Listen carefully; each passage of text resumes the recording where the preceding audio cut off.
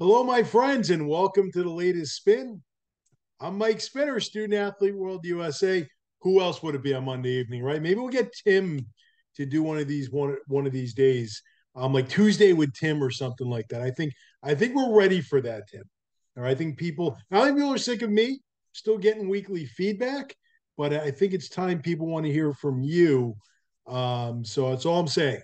Maybe we have another video series coming soon. I don't know. But happy Monday, everyone. Obviously, big holiday week coming up. And the first thing I'm going to say is this for anyone like, oh, I can't wait 4 day weekend. Now, if you're in school, I get it. But for anyone who's like, hey, 4 day weekend from my job, have 4 days off, blah, blah, blah, I can't wait. I got to tell you one thing. I don't need a 4 day weekend. I need a couple days I can sleep in. When you have a young family, you know exactly what I'm talking about. But I think the whole I can't wait for my 4 day weekend thing is for people who don't love their jobs as much as I do. So here's what I'm doing. I don't need a 4 day weekend. In fact, I have interviews on Friday of this week and I have interviews on Sunday. I typically have an interview window open on Thursdays, which of course is Thanksgiving. You want to interview with me on Thanksgiving? I'm not closing the window. All right, you're invited to interview with me on Thanksgiving. Now, I have a couple of glasses of vino in the big guy, doing a lot of cooking. So I can't say I'm going to do a whole lot of interviews. But if you want to interview with me on Thanksgiving, I'm not closing the window because I love my job that much. Okay. So let's see what happens. But if you want to join me on Thursday, we can hang out, have a great interview, maybe change your life. Speaking of interviews, the deposits continue to come in fast and furious, as do the interviews. Wednesday of this week, November 22nd, will be the busiest interview day I have had during my time at Student Athlete World USA. I've lost count of how many we have, but it's like nonstop. Interview after interview after interview, straight through the night. Glad I did all my shopping for Thanksgiving soon, meaning today, because Wednesday there won't be any. All I have are interviews. And there's still some windows open. Want to make it a record day? Let's do it. I'll do interviews back to back all day long because I love these interviews. In fact, I'm thankful for these interviews. Speaking of being thankful for interviews, I want to welcome all of our newcomers since last time. So excited to have you on our tour. Jaleel Sanders, men's basketball. Rafiq Washington, men's basketball. Deion Dixon, men's basketball. Lauren Piscazzi, a fellow women's lacrosse goalie. Welcome, Lauren. David Young, men's basketball. Anthony Ball, men's basketball. Alex Fitzhugh, women's lacrosse. Another women's lacrosse goalie. Different tour than Lauren. You guys won't meet each other, but excited to have such great goalies joining us. And Noah Coleman, men's basketball, from an amazing multi-traveler family. Can't wait to have you guys as well. Welcome to everyone. And I'm thankful you're joining us. I'm just going to say thankful a lot right now because that's the theme for the latest spin today, being thankful. I'm thankful for the New York Football Giants, people. I'm actually more thankful for the Washington Commanders because, man, they're really bad. Like the Giants have been competitive. You take away the two losses to Dallas, the Giants have been a relatively competitive team this season. But Washington, oh my goodness. Granted, they sacked Danny DeVito, wherever a Giants quarterback's name is, 9 times. So their pass rush is there, but how do you sack a quarterback 9 times and lose to a third string quarterback? It's like getting fired on your day off. Remember the movie reference? Um, I just could not believe watching Washington play. Now, some of you who are regulars to my video series are saying right now, I always speak out of both sides of my mouth because on one hand, I want the Giants to tank so they get a better quarterback in the first round. On the other hand, I root when they win. That's how I am. I cannot root for my team to lose. I'm happy the Giants won. Sure, would I love for them to get the number one pick because their season's kind of over already? Of course. But I can't say, boy, I wish Washington would have beaten the Giants. No way. Giants still have 2 with Philly to go. I hope they win them both. I want my team to win, especially against rivals. Okay. So that's just how I work. So I'm happy the Giants won. And quite frankly, I'm not going to get too deep into the draft, but if the Giants don't have the number one pick, there's that quarterback out of LSU who I think is the real deal. Love to see the Giants get him. Skelly at that, maybe get more in depth another day. I'm thankful for the New York Football Giants. I am thankful for the families who I'm interviewing with, who are interviewing with me, because the interviews recently have just been tremendous. Okay. I am so excited for our summer 2024 tour season just because the people joining us are so amazing. I feel like every day I finish an interview where I thought to myself, this might be the best interview I've ever done. All right. So I'm really thankful to our families. And that includes our families last summer. You know what, as I've said many times, that United World Games experience for me changed my life. I have some great friends I'm still in touch with some 5 months after the tour. And so I'm very thankful for that as well. I'm thankful for done the United World Games. And I'm really thankful to be part of the Student Athlete World USA family. Tim, as always, thank you for making me a part of this amazing experience. So I guess my theme for the week is if you're watching, I'm thankful for you. All right. I've really learned to love this job, and I'm real close to announcing which tour I'm doing this summer. We got a couple of I's to dot and T's to cross, but I think I know where I'm going. Now I'll let a little bit cat out of the bag. It will not be United World Games, unfortunately. And I say that in a good way, unfortunately, because I love the tour. But I maybe next week we'll be announcing which tour I'll be doing, and I'm excited for it.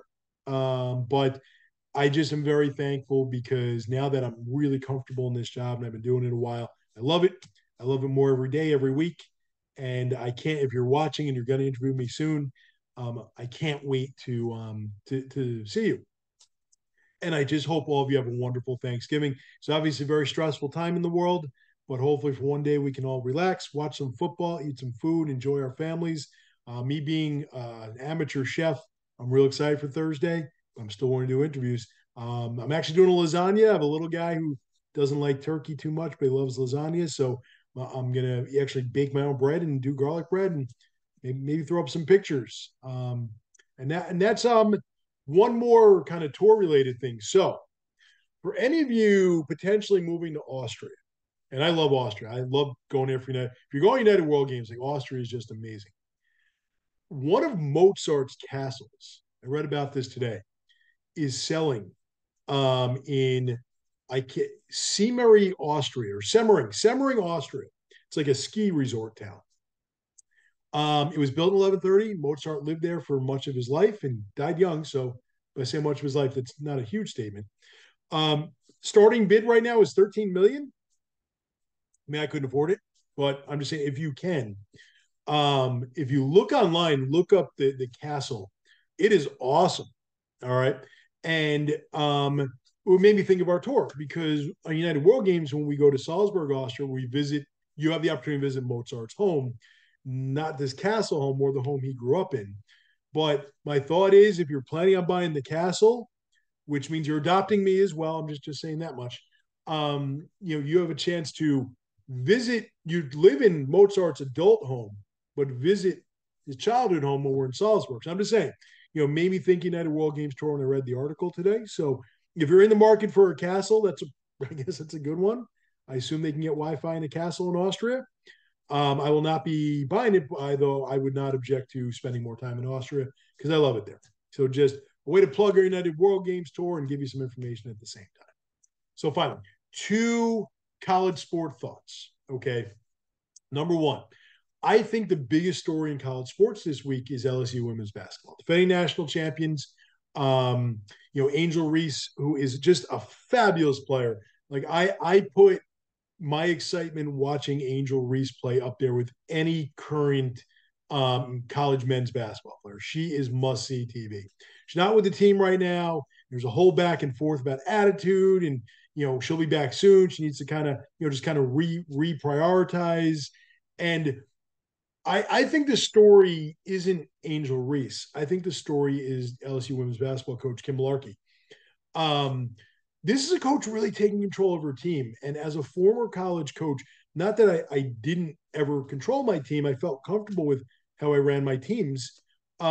It's really hard today with transfer portal, with social media, with just the viral world we live in, for a coach to really have good authority over their team, not like they 20 years ago, like they used to. And I cannot begin to credit Kim Mullarkey enough for how she's handling this situation. Something's not right within the team. None of us know the details. I certainly don't. but she is putting her foot down and saying we're defending national champion. We have a very high bar we've set. We have lofty standards, and we're going to abide by these standards, or you're not going to play. And this is to her best player. And I certainly hope it all works out. I really enjoyed watching LSU women's basketball last year. They run to a championship. I live in Connecticut, so obviously, there's that natural desire to root for UConn, but you never want to see like an athlete go through this because they're young. Some are making millions of dollars in NIL money right now. So of course you get that natural kind of, hey, I'm in charge here mentality. But here's a coach like, this is my team. And I respect that. I don't think this coach is getting enough attention for how well she's handling this. And the fact that she's putting her own team success on the line by benching her best player. Obviously, you hope it all works out because you want to see kids just do their very best.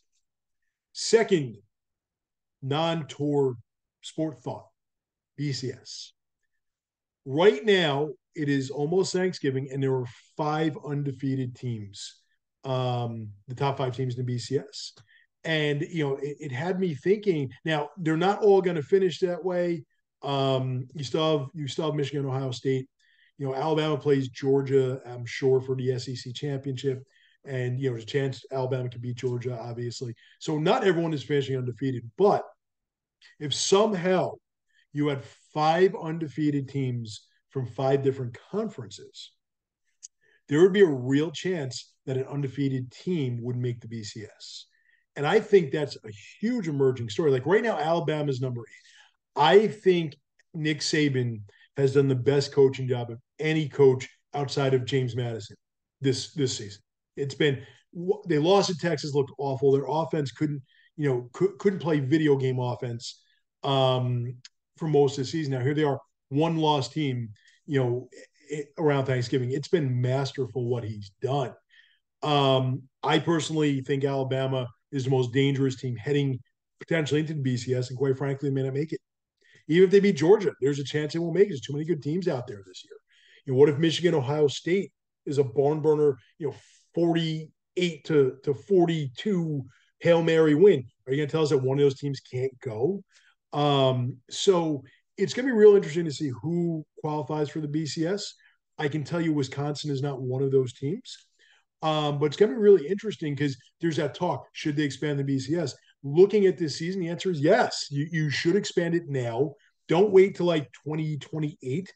I don't care what the television contracts are. The best thing for the sport, for the athletes, for college athletics, etc., is to have an 8 to 12 team tournament. Like every other sport.